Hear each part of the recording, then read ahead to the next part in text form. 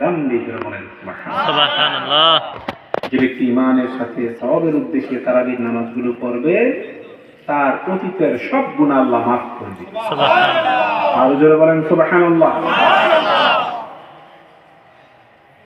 এজন্য আমাদেরকে রমজানের সবগুলো রোজা রাখতে হবে, সবগুলো তারাবির নামাজও পড়তে হবে। ঠিক কিনা? জি। ভাইরা আমার, যখন রমজান মাস আসে বুখারী শরীফের হাদিস, আমাদের দয়াল নবী নুরানি জবান মৌলুদীগুলো দিয়েছেন, ইযা জাআ রমাদানু ফুতিহাত আবওয়াবুস সামা ওয়া ফুতিহাত আবওয়াবুল জান্নাহ ওয়া ফুতিহাত আবওয়াবুর রাহমাহ। জোরে বলেন সুবহানাল্লাহ। নবীজি বলেছেন, রমজান মাস আসলে আকাশের সব দরজাগুলো খুলে দেওয়া হয়, সুবহানাল্লাহ। জান্নাতের সব দরজাগুলো খুলে দেওয়া হয়, সুবহানাল্লাহ। এবং রহমতের, আল্লাহর রহমতের সব দরজাগুলো খুলে দেওয়া হয়। সুবহানাল্লাহ। বাবের বহুবচন কি? আবওয়াব। পক্ষান্তরে অপর দিকে, ইযা দাখালা রমাদান গুল্লিকাত আবওয়াবু জাহান্নাম, জাহান্নামের সব দরজাগুলোকে বন্ধ করে দেওয়া হয়। ওয়া সুলসিলাতিশ শায়াতিন, শয়তানকে বন্দী করা হয়। এই জন্য দেখবেন, যারা সারা বছর নামাজ পড়ে না এমন কিছু মানুষ আছে, রমজান মাসে কি করে? নামাজ পড়ে। অনেকে যারা ডেইলি 3 ওয়াক্ত নামাজ পড়তো, রমজান মাসে দেখা যায় পুরা 5 ওয়াক্তই পড়ে। নামাজ পড়ে। কারণ কি?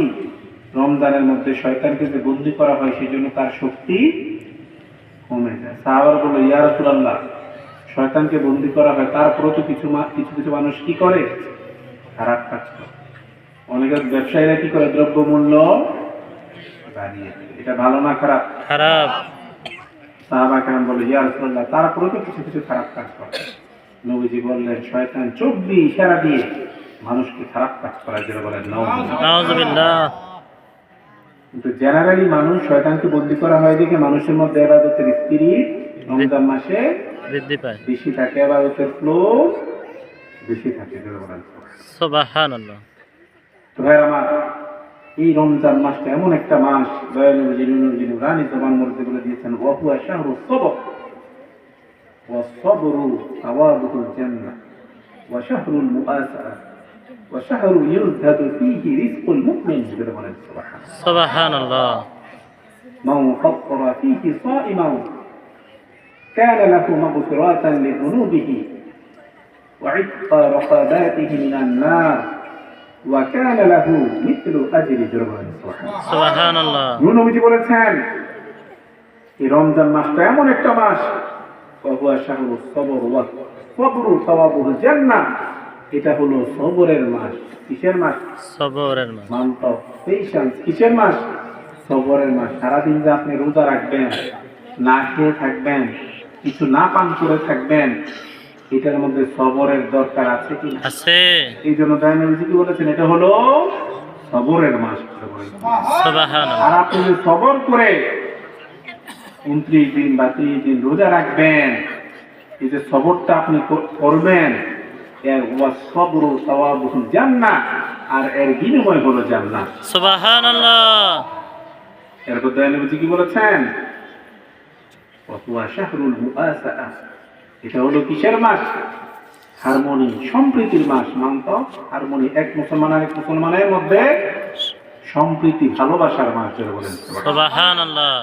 আমাদের মধ্যে হিংসা বেশি নাকি কম? বেশি। আমাদের মধ্যে হিংসা বেশি, প্রতিহিংসা বেশি, ঝগড়াঝাটি বেশি, কন্ট্রাডিকশন বেশি। বেশি, ঠিক কিনা? জি।